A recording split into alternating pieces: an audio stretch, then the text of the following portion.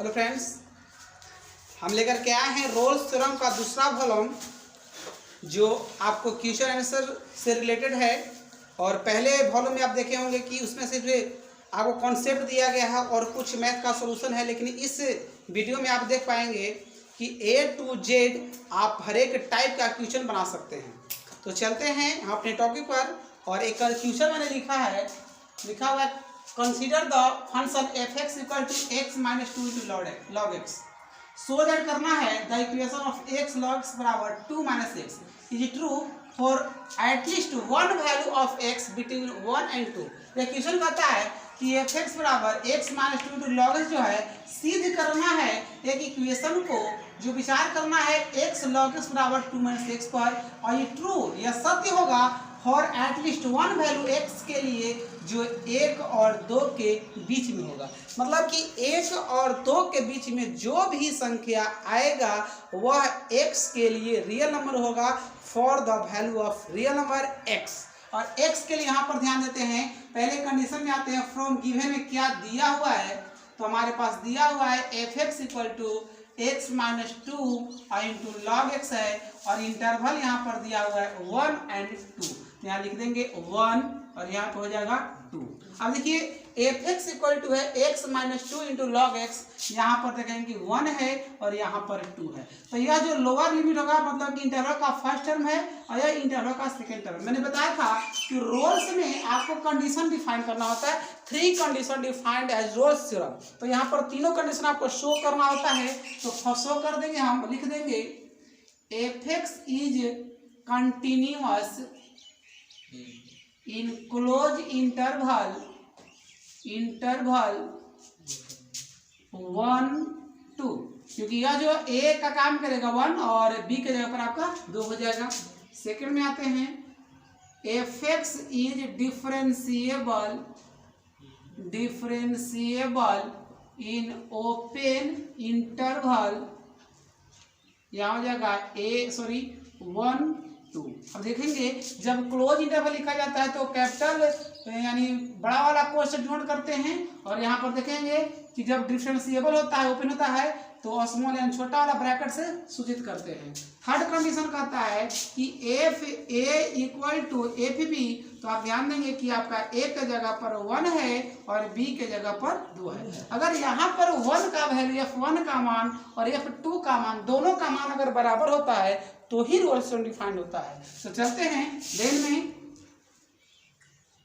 f(x) = है x - 2 और into log x, और यहाँ पर x की जगह बैठा देते हैं 1, तो यहाँ पर हो जाएगा 1 - 2 और इंटू मिलेगा log 1। क्योंकि आप जानते होंगे कि log 1 का मान 0 होता है, और log 1 का मान 0 होता है। 0 में किस संख्या से गुना होगा तो आपका वैल्यू आ जाएगा 0।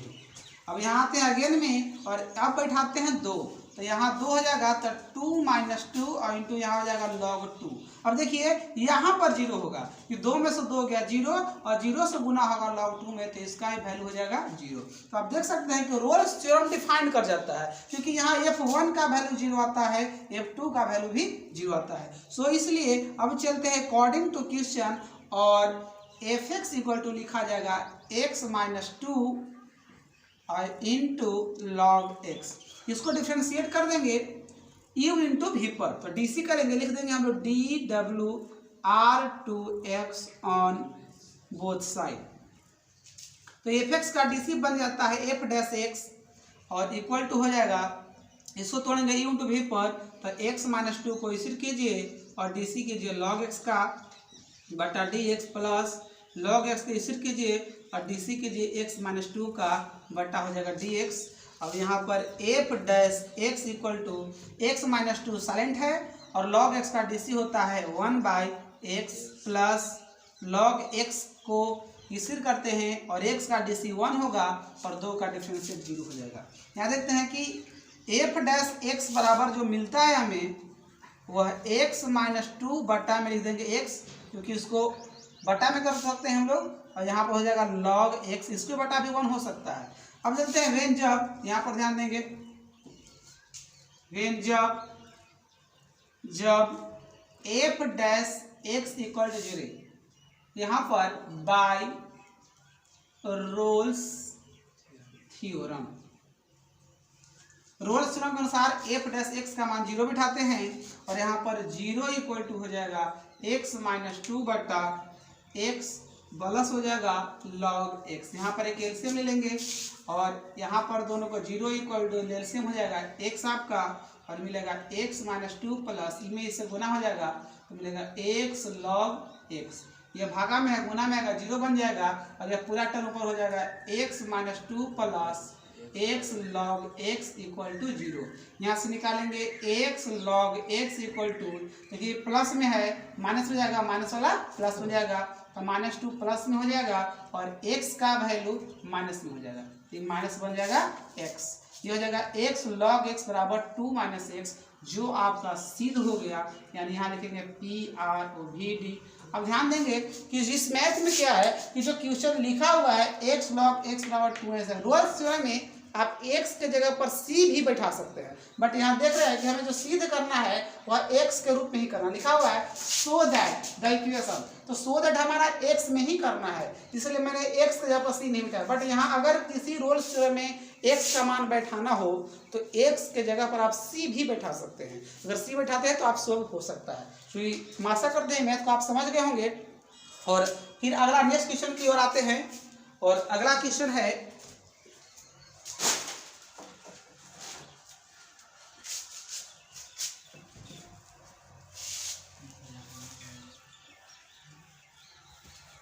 समझ में आया आप लोगों को जी?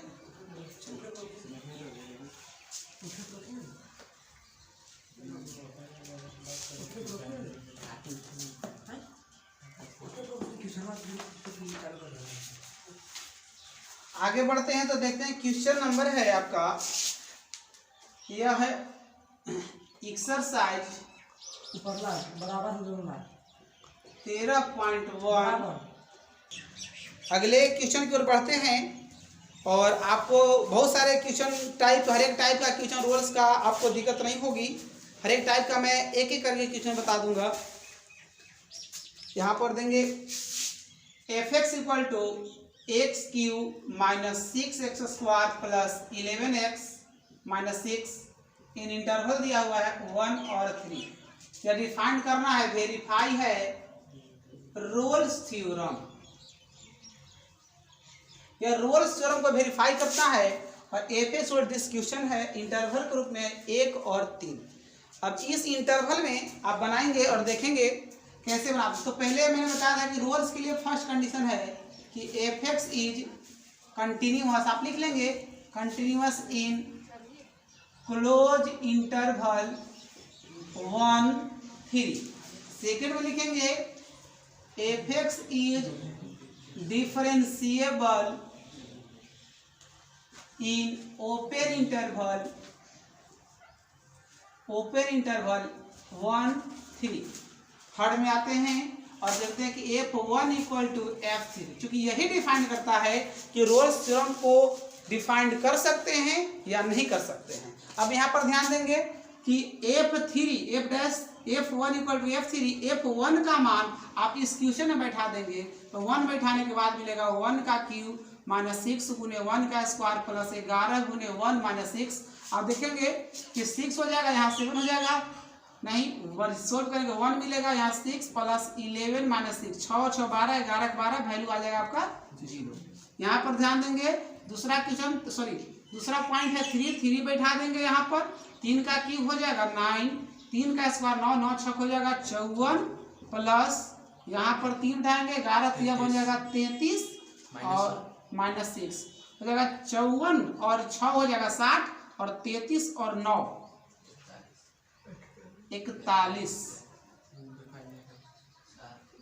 3 का क्यूब है यहाँ पर 27 होगा, 27 हो जाएगा यहाँ पे, 27 और 33 60 हो जाएगा, 54 60, इसका वैल्यू आ जाएगा 0। यहाँ पर चलते हैं F1 और F3 का मान दोनों का वैल्यू 0 आता है, इसे रोल्स थ्योरम को डिफाइन करता है। तो रोल्स थ्योरम डिफाइन करता है तो आगे चलते हैं, अकॉर्डिंग टू क्वेश्चन हो जाएगा और Fx इक्वल टू मिलेगा x cube minus 6x square plus 11x minus 6। अब डिफ्रेंशिएट करेंगे और f डैश x का dc हो जाएगा, x का dc हो जाएगा एक्स क्यूब का 3x² और 6 दूनी हो जाएगा 12x और प्लस 11। इसका वैल्यू आपका 0 हो जाएगा क्योंकि क्वेश्चन का डिफरेंशिएट ही 0 होता है। और लिखेंगे व्हेन जब x इक्वल टू सी, यहाँ पर c बैठाएंगे तो मिलेगा f dash c equal to 3c² minus 12c plus 11। और यहाँ लिखेंगे व्हेन जब f dash c equal to 0। अब यहाँ पर f डैश c का मान 0 हो जाएगा तो आप ये देखेंगे f डैश c का मान 0 होने के बाद 3c² minus 12c plus 11 equal to 0। यहाँ से आप c का मान निकाल सकते हैं। तो c का मान निकालने के लिए देखेंगे यहाँ 3c² minus 12c plus 11 equal to 0। आप इसका प्रयोग कर सकते हैं, पढ़े होंगे minus b plus minus root over b² minus 4ac बटा 2a। ये सीधराचार्य जी का नियम है जो किसी भी फॉर्म को आप तोड़ सकते हैं और c का मान निकल सकता है। तो यहाँ पर हो जाएगा माइनस b यानी 12 हो जाएगा plus minus root over b का स्क्वायर है 12 के स्क्वायर 144 माइनस 4 गुने a का वैल्यू हो जाएगा 3 और c का वैल्यू हो जाएगा 11। अब बट्टा हो जाएगा 2 गुने 3। यहाँ पर 12 प्लस माइनस हो जाएगा 144 माइनस हो जाएगा 4 3 12 और 12 यहाँ 20 से 12 हो जाएगा 132 और बट्टा हो जाएगा 6। यहाँ बराबर में आते हैं 12 प्लस माइनस 144 में से 32 जाएगा, आपको बन जाएगा 8 नहीं 4 में से 2 जाएगा बनेगा 2 और 14 में से 13 गया 1 12 हो जाएगा। 12 को हम तोड़ देंगे 4 गुने 3 में और बटा हो जाएगा 6। 4 का वर्गमूल हो जाएगा 2 तो 12 प्लस माइनस 2 और रूट ओवर 3 बटा हो जाएगा 6। यहाँ पर 2 कॉमन ले लेंगे मिलेगा 6 प्लस रूट 3 6 प्लस माइनस हो जाएगा बटा 6। यहाँ 2 3 6 कट जाएगा तो c का मान डिफाइंड होगा 6 प्लस माइनस रूट ओवर 3 बटा 3। ये जो वैल्यू है c का मान वह इंटरवल यानी 1 और 3 के बीच में डिफाइन करता है। तो लास्ट में हम लिखते हैं show Rolle's defined as c equal to 6 plus minus root over 3 बटा 3 इन इंटरवल 1 3। ये आपका प्रूफ हो जाता है। यह रोल्स थ्योरम डिफाइन करता है 3 कंडीशन पर। यह जो 3 कंडीशन है आप इस पर डिफाइन कीजिए और डिफाइन करने के बाद x का वैल्यू डिफरेंशिएट करके x का मान c बैठाइए और f डैश c का c वैल्यू बैठा के c का मान निकाल लेंगे, वही आपका रोल्स थ्योरम डिफाइन करता है। बस ध्यान इतना देना है कि c का मान इंटरवल जो दिया हुआ है वह दोनों इंटरवलों के बीच में हो, जिससे आप डिफाइन कर सके यह रोल्स को ही डिफाइन करता है।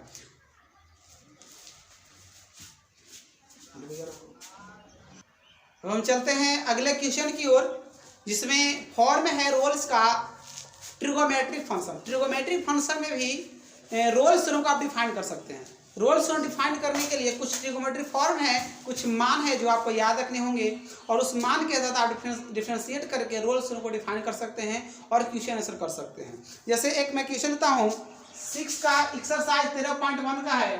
6 का फर्स्ट क्वेश्चन जो आप देखेंगे fx इक्वल टू है sin 2x और इन इंटरवल है, इंटरवल के रूप में दिया हुआ है 0 और π/2। आप यहाँ ध्यान देंगे कि 0 और π/2 के बीच में c का मान निकालना है जो fx equal to sin 2x को डिनोट करता है। तो fx equal to sin 2x है और यहाँ पर 0 है, दूसरा है π/2, मतलब 0 और π/2 के बीच में आपको एक c का मान निकालना है। आप देखते होंगे कि a का वैल्यू 0 है और b का वैल्यू π/2 है, लेकिन कंडीशन वही है। रोल्स थ्योरम का फर्स्ट कंडीशन लिख लेना है fx इज कंटिन्यूअस, या लिख लेंगे आप, यहाँ होगा 0 और π/2। और सेकंड में आते हैं इसी बात पर fx लिख देंगे डिफरेंशिएबल इन इंटरवल हो जाएगा 0 और π/2। और थर्ड कंडीशन में आते हैं हम लोग कि f0 इक्वल टू f π/2। अब ध्यान देना है कि चेक करना है, विदाउट चेक आप बना नहीं सकते। तो यहाँ पर सबसे पहले आपको जीरो यहाँ बैठाना पड़ेगा, तो जीरो बैठाएंगे तो एफ जीरो हो जाएगा और मिलेगा साइन 2 गुने जीरो, तो 2 में जीरो से गुना करेंगे जीरो हो जाएगा, तो आपको वैल्यू मिलेगा साइन जीरो, और साइन जीरो का वैल्यू पढ़े होंगे जीरो होता है। आगे बढ़ते हैं, फिर बैठाते हैं एक्स के जगह पर π/2, यहाँ π/2 बैठेगा और साइन हो जाएगा, यहाँ 2 है 2 लिखेंगे, π/2 के एक्स के जगह π/2 बैठा देंगे, 2 से 2 कैंसिल होगा और यहाँ बनेगा साइन पाई, और साइन पाई का वैल्यू जीरो होता है। तो इससे पता चलता है कि एफ जीरो का जो मान आ रहा है वही मान एफ π/2 का है, तो एफ जीरो बराबर एफ π/2 होगा, यानी रोल्स थ्योरम को डिफाइन करता है। और आगे बढ़ते हैं तो अकॉर्डिंग टू क्वेश्चन आइए, और एफ एक्स इक्वल टू मिलेगा आपको साइन 2x, आप डिफ्रेंशिएट करेंगे तो हो जाएगा dWr2x ऑन बोथ साइड। इसका मतलब होता है differentiation with respect to x on both side, दोनों तरफ x के सापेक्ष अवकलज करने पर जब डिफरेंशिएट करेंगे तो एफ एक्स का डीसी हो जाएगा एफ डैश एक्स, और डिफरेंशियल साइन कहा जाता है cos 2x, और 2x का डीसी करेंगे तो मिलेगा 2, लिखेंगे देन तब x इक्वल टू सी बैठाने पर, है ना, तो x के जगह पर c बैठा देंगे और मिलेगा आपको cos 2c और इंटू हो जाएगा, इंटू यहाँ पर 2 आप पहले भी लिख सकते हैं, तो 2 हो गया। आगे बढ़ते हैं, आपको मिलेगा व्हेन जब f डैश c बराबर 0, जब f डैश c का मान बैठाते हैं 0 तो मिलेगा 2 cos 2c बराबर 0, ये 2 बाटा में जाकर 0 बन जाएगा और हो जाएगा cos 2c बराबर 0।